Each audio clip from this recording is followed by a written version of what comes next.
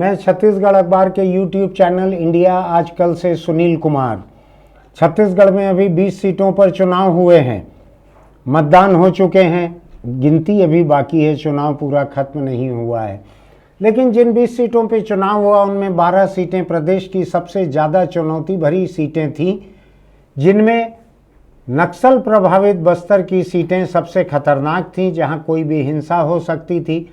लेकिन वहां के लोगों ने बढ़ चढ़कर वोट किया, शायद पिछले चुनाव से ज़्यादा वहां पे वोट डले हैं। इस बार के चुनाव में महिला वोटरों का क्या रोल रहा पिछले बार के मुकाबले, ऐसी कई तरह की बातें हैं। हम इन्हीं सवालों के जवाब देखते हुए छत्तीसगढ़ की मुख्य निर्वाचन पदाधिकारी रीना बाबा साहब कंगाले के दफ्तर आए हैं उनसे बात करने के लिए। उनके पास चुनाव का काम इतना ज़्यादा है कि वो इस बार हमारे स्टूडियो में नहीं आ पाई, हम उनके पास पूरा स्टूडियो लेकर आए हैं। उनसे बातचीत आप सुनिए, उनसे कई किस्म के सवाल जानने मिलेंगे। जो 20 सीटों के ऊपर चुनाव आयोग का तजुर्बा है, उनका विश्लेषण है, और बची 70 सीटों पर उनकी क्या उम्मीदें हैं। आइए इस बारे में बात करते हैं। मैडम, आपको बहुत बधाई, इतनी कामयाबी से इन 20 सीटों पे चुनाव हो गया। धन्यवाद। इस बार का पोलिंग परसेंटेज इन 20 सीटों पे क्या पिछले चुनावों के मुकाबले ज़्यादा था? हाँ, इस बार जो है पोलिंग परसेंटेज जो है 78% रहा है। हाँ। इसमें महिलाओं का जो पोलिंग परसेंटेज हाँ। है वो पिछले बार से लगभग 3% ज़्यादा है। और सिर्फ महिलाओं वाला? हाँ, मतलब टोटल वोटिंग परसेंटेज 78 है। हाँ। जो कि पिछले बार के वोटिंग परसेंटेज से 1.53% ज़्यादा है। अच्छा। पिछले बार जो टोटल वोटिंग परसेंटेज था वो 76.47 था। लेकिन महिला वोटों में बढ़ोतरी उससे 1.5 गुना है, 2 गुना है। जी, तो महिला वोटिंग परसेंटेज जो है वो पिछले बार से अब की बार जो है वो पिछले बार था 75.92%। हाँ। अब वो जो है इस बार रहा है 77.97%। तो ये आपके इस कुर्सी पे रहने की वजह से हुआ ये? नहीं, ये तो बहुत ज़्यादा महिला मतदाताओं की दर संख्या, हाँ। महिलाओं में मतदान का उत्साह, लोकतंत्र के प्रति जागरूकता, ये सब इसके कारण ऐसा ये मैं समझना चाह रहा हूँ कि ये इतनी नक्सल धमकियाँ रहती थी उस इलाके में, नक्सल हिंसा भी छोटी मोटी चलते रही कुछ जगहों पर, इसके बावजूद लोग वोट डालने आते हैं। ऐसा कैसा हौसला है, क्या लगता है आपको, क्यों इतने हौसले से लोग आते हैं वोट डालने? देखिए, जागरूकता भी लोगों की बड़ी है। इस बार मतदान में ये चीज़ खास रही है कि पिछले 5 सालों में हर साल लगातार हमने बूथों की संख्या बढ़ाई है। जो मतदान केंद्र है, जो बाई इलेक्शंस भी हुए थे, जैसे अभी हाल फिलहाल पिछले साल नवंबर में भानु प्रतापपुर का बाई इलेक्शन हुआ था, तब भी हमने लगभग 100 बूथों को बढ़ाया था वहाँ पर। और ये प्रयास लगातार रहा है कि मतदान केंद्रों को जितना संभव हो सके, जो बसाहटें हैं उनके पास हम ले जा सके, क्योंकि ये काफ़ी दुर्गम इलाका है, वनाच्छादित है, और लोगों को अपने मूलभूत सुविधाओं के लिए भी काफ़ी लंबी सड़क यात्रा करनी पड़ती है। हाँ। तो पक्की बिल्डिंगों का अभाव है, और जहाँ पर भी हमें संभव हो सका वहाँ पर एक अच्छी व्यवस्था की गई। और मतदान केंद्रों की संख्या में भी यहाँ पर हम देखेंगे कि पिछले जो चुनाव थे उससे अब जो है 2018 के निर्वाचन से अब की बार बस्तर संभाग में भी मतदान केंद्रों की संख्या बढ़ी है। और उनको हमने ऐसे क्षेत्रों में बढ़ाया है, ऐसे 126 गांव हैं जहां पर कि पिछले किसी भी आम निर्वाचन में मतदान केंद्र नहीं हुआ करता था। अच्छा, तो ये 126 गांव जो हैं, इनके लोग दूर कहीं जाते थे वोट डालने? हाँ, इसके पहले हाँ, तक क्योंकि संवेदनशील क्षेत्र था और सुरक्षा के दृष्टिकोण से, या कहीं पर बिल्कुल दुर्गम क्षेत्र था और वहाँ पर जोग्राफिकल टेरेन ऐसा नहीं है कि इजीली हमारे पोलिंग पार्टीज़ के लिए एक्सेसिबल हो सके। तो ये सभी दूरस्थ क्षेत्रों में जो है शिफ्टेड पोलिंग बूथ्स होते थे, या तो फिर पोलिंग बूथ ही किसी अन्य आश्रित या ग्राम पंचायत मुख्यालय में लगता था, उस गाँव में नहीं लगता था। तो इस बार वो लगा तो लोगों में उत्साह रहा इसी वजह से, और इस कारण से भी जो है वोटिंग परसेंटेज जो है बस्तर संभाग में काफ़ी अच्छा रहा है। कहीं ऐसा भी हुआ है क्या कि जहां बसाहट के पास में पोलिंग बूथ थे वहां से बहुत दूर कर दिए गए हों, 10-15 किलोमीटर दूर कर दिए गए हों? अब सुरक्षा के लिहाज से जो भी इंटेलिजेंस इनपुट्स थे, अगर कहीं बॉर्डरिंग एरिया में है, उड़ीसा बॉर्डर पे है या इंटरस्टेट बॉर्डर पे है और हमारे पास पुख्ता इंटेलिजेंस इनपुट है, तो फिर हमारे अपने पोलिंग पार्टीज़ के लिए भी हमें सुरक्षा को प्राथमिकता देना ज़रूरी है। और इन कारणों से हो सकता है कि कहीं कहीं पर ऐसा शिफ्टिंग हुआ हो। मैं एक खबर देख रहा था कि पोलिंग स्टेशन पे जो लोग बैठे हैं, किसी खास इलाके की रही होगी, वो बुलेट प्रूफ जैकेट पहन के बैठे थे वहाँ भीतर। तो ऐसे खतरे में भी बूथ खुले थे क्या? नहीं, ऐसा तो होना नहीं चाहिए, क्योंकि पोलिंग स्टेशन के अंदर सुरक्षा कर्मियों को प्रवेश वर्जित है। किसी भी प्रकार के जो सिक्योरिटी पर्सनल है वो पोलिंग स्टेशन के दरवाजे के बाहर ही रहेंगे। तो उस परिसर में यदि बुलेट प्रूफ जैकेट पहना है तो खतरा तो है ही। आईईडी का खतरा है, उसके अलावा फायरिंग का खतरा है, और इस तरीके की छुटपुट घटनाएं कल मतदान के दिवस और 6 तारीख को भी हुई है, एक दिन पहले मतदान के, जहां पर नक्सली मुठभेड़ हुई है। मैं एक चैनल पर एनालिसिस कर रहा था पोलिंग का, उसके 3-4-5 रिपोर्टर अलग अलग इलाकों से रिपोर्ट कर रहे थे। उसमें से एक रिपोर्टर ने कहा कि मतदान कर्मी जो हैं उनको भी बुलेट प्रूफ जैकेट पहनाई गई है क्योंकि इस इलाके में खतरा है। ऐसा नहीं, इतना कहीं ऐसा आपकी जानकारी में नहीं आया है? ये मुझको बतलाइए कि कुछ कॉन्स्टिट्यूंसी ऐसी हैं, बीजापुर है, एक और शायद कोंटा है, इनमें काफ़ी कम पोलिंग हुई है, ये क्या वजह है इसकी? बीजापुर में जो पोलिंग परसेंटेज है वहाँ पर नक्सलवाद का जो परिदृश्य है वो काफ़ी ज़्यादा सीवियर है अन्य विधानसभाओं से। बस्तर संभाग की जो 12 विधानसभाएं हैं उसमें सबसे ज़्यादा मेरे ख्याल से जो शिफ्टिंग होता है पोलिंग स्टेशंस का और सुरक्षा कर्मियों का डिप्लॉयमेंट होता है वो बीजापुर में सबसे अधिक रहता है।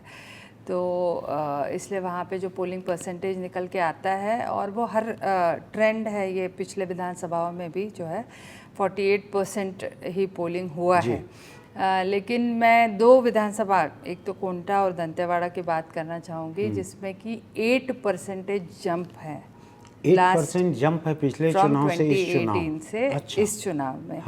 यानी 2018 के चुनाव में जो कोंटा विधानसभा में से 55.30% पोलिंग हुआ था वो अभी 63% हुआ है।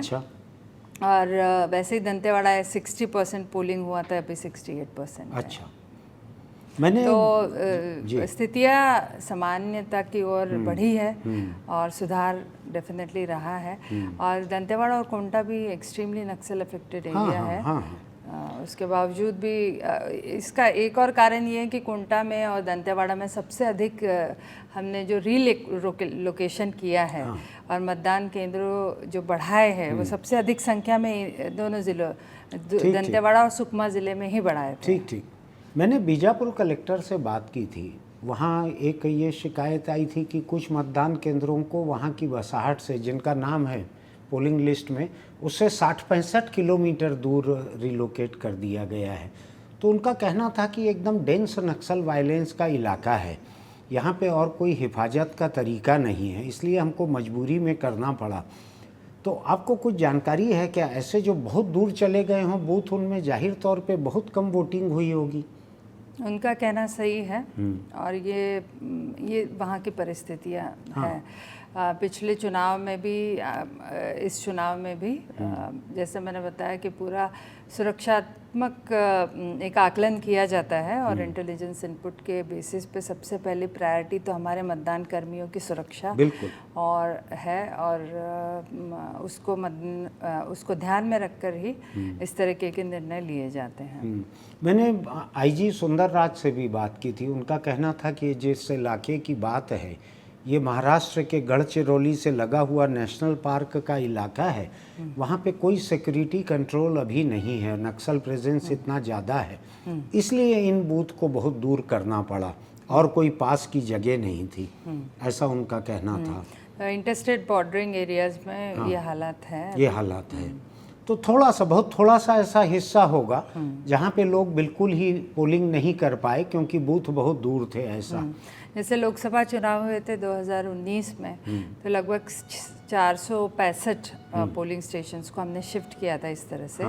लेकिन इस बार वो संख्या केवल 151 ही थी, 1/3 से कम रह गई है वो। एक ये बतलाइए, जो पोलिंग बूथ बढ़ाने का जो सिलसिला है, जो गांव तक पहुंच रहे हैं, नए गांवों में पहली बार हुआ है आज़ादी के बाद पोलिंग बूथ गांव में पहुंचा, तो ये क्या लोकसभा चुनाव तक और बढ़ेगा ऐसा? बिल्कुल इसकी कोशिश रहेगी कि लोकसभा चुनाव में अगर और स्थितियाँ सामान्यता की ओर जाती है और इस तरीके का सिक्योरिटी सिनारियो बनता है, नॉर्मलाइज होते हैं सिचुएशन, तो डेफिनेटली और पोलिंग स्टेशंस का स्कोप है ऐसा। हम थोड़ा बस्तर के बाहर का बात करें, राजनांदगांव और कवर्धा, इन 2 जिलों में भी साथ में ही पोलिंग हुई है 20 सीटों वाली, 8 सीटें वहाँ की भी थी। वहाँ का क्या तजुर्बा है? कोई खास अनुभव है वहाँ का, आंकड़े या अनुभव? वहाँ पे तो खैर जहाँ तक पूरे 20 पोलिंग स्टेशंस है, उसमें एक तो 6 ऐसे विधानसभाएं हैं जहाँ पे महिला मतदाताओं की जो वोटर टर्नआउट है वो अच्छा रहा है। तो ज़्यादा रहा है पुरुषों से। यस, मेल वोटर टर्नआउट से फीमेल वोटर टर्नआउट। ऐसे इन 20 विधानसभाओं में से आपको जानकर खुशी होगी कि 14 ऐसे विधानसभाएं थे जहाँ पे already female voter registration male से ज़्यादा था। ठीक। और 6 ऐसी अब वोटिंग के बाद इस बार डले वोट, महिला वोट ज़्यादा डले। वो ज़्यादा डले, और इसमें एक तो खैरागढ़ है, डोंगरगढ़ है, डोंगरगांव है, खुज्जी है, मोहला मानपुर है और केशकाल है। कुछ महिला कैंडिडेट रहने से भी ऐसा होता है क्या? बिल्कुल हो, जो भी रहा हो, महिलाओं में उत्साह था और उन्होंने आगे बढ़ चढ़ कर हिस्सा लिया।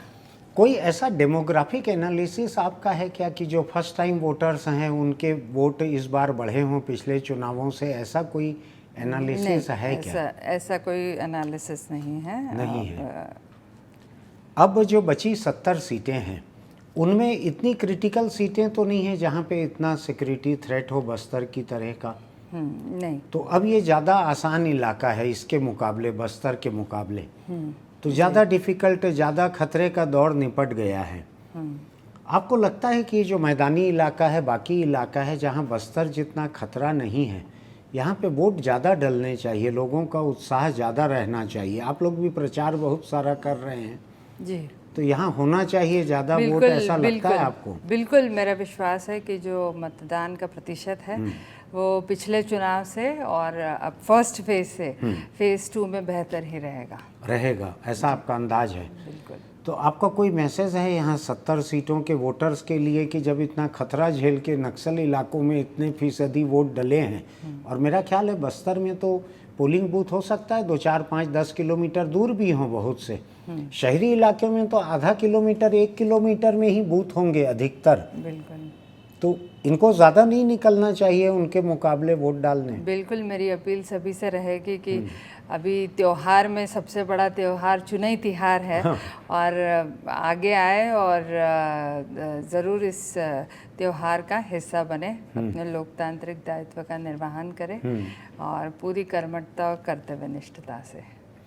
तो ये अभी ये वोट सब डल जाएंगे, इसके बाद से 3 तारीख को जो काउंटिंग होगी, इसके बीच में इलेक्शन कमीशन के जिम्मे ज़्यादा काम नहीं रहेगा कोई, की रहेगा? ट्रेनिंग हमें देनी होगी सभी काउंटिंग की ट्रेनिंग एजेंट्स को और काउंटिंग सुपरवाइजर्स को। उसके अलावा स्ट्रॉन्ग रूम की जो सुरक्षा है उसकी पूरी जिम्मेदारी CAPF के पास होती है, तो उसका मॉनिटरिंग टाइम टू टाइम हम करते रहते हैं। तो सभी जिम्मेदारियां तो अभी भी है। एक चीज़ ये बतलाइए कि पिछला चुनाव जो हुआ उसके बाद कुछ नए ज़िले यहाँ पे बने, तो उसमें चुनाव आयोग के सामने कुछ नए चैलेंज रहते हैं क्या? नए जिलों के लिए नया ढांचा बनाना, सब और कुछ ज़िले तो ऐसे थे जो अभी अक्टूबर 22 में बने हैं, तो हमारे पास बहुत ज़्यादा समय भी नहीं था, इन ज़िलों में तैयारियां पूरी करनी होती है।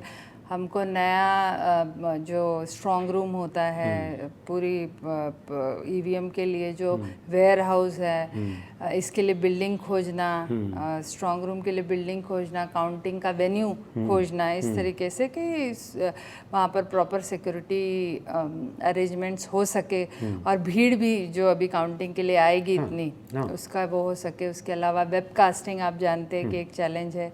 जैसे फर्स्ट फेज़ में हमने तकरीबन 2600 मतदान केंद्रों में वेबकास्टिंग किया, तो यहाँ पर अब हम लोग जो है बचे हुए 8, साढ़े 8, 9,000 केंद्रों में सीधा वेबकास्टिंग करेंगे। और सब जगह पे इतना अच्छा नेटवर्क और इंफ्रास्ट्रक्चर उपलब्ध नहीं है।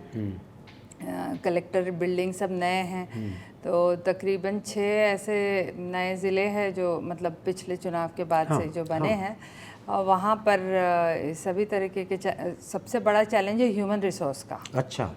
क्योंकि कलेक्ट्रेट स्टाफ जो पुराना होता है वो चुनाव से संबंधित नियम निर्देशों को बेहतर जानता है, कि उनकी ट्रेनिंग होती है, और क्योंकि टाइम कंस्ट्रेंट है, टाइम बाउंड काम है, और पूरी तरीके से नियमानुसार जो है एक नियम कानून के अच्छे जानकार लोगों की आवश्यकता इसमें पड़ती है। तो ये सब चैलेंजेस नए ज़िलों में आते हैं। ह्यूमन रिसोर्स का चैलेंज, ट्रेंड स्टाफ का चैलेंज सबसे ज़्यादा रहता है। एक चीज़ मुझको लग रहा है शायद पहली बार हुई है लोगों को घर जाकर मतदान की सुविधा, जो बहुत बुजुर्ग हैं या जो विकलांग हैं, दिव्यांग हैं, उन लोगों को घर पर वोट डालने की सुविधा शायद पहली बार हुई है ये। इसका क्या रिस्पांस रहा? कितने लोगों ने ऐसे वोट डाले? काफ़ी अच्छा रिस्पांस रहा। वैसे हमारे जो कुल दर्ज मतदाता है, लगभग जो पात्रता रखते हैं वो तो 3 लाख है, लेकिन जैसे एप्लीकेशंस आना और कई लोगों की, क्योंकि 80+ मतदाता है, तो इस अंतराल में कई लोगों का खात्मा भी हो गया। लेकिन अच्छा रिस्पांस रहा है। फेज़ 1 और फेज़ 2 दोनों में हमें एप्लीकेशंस आए हैं।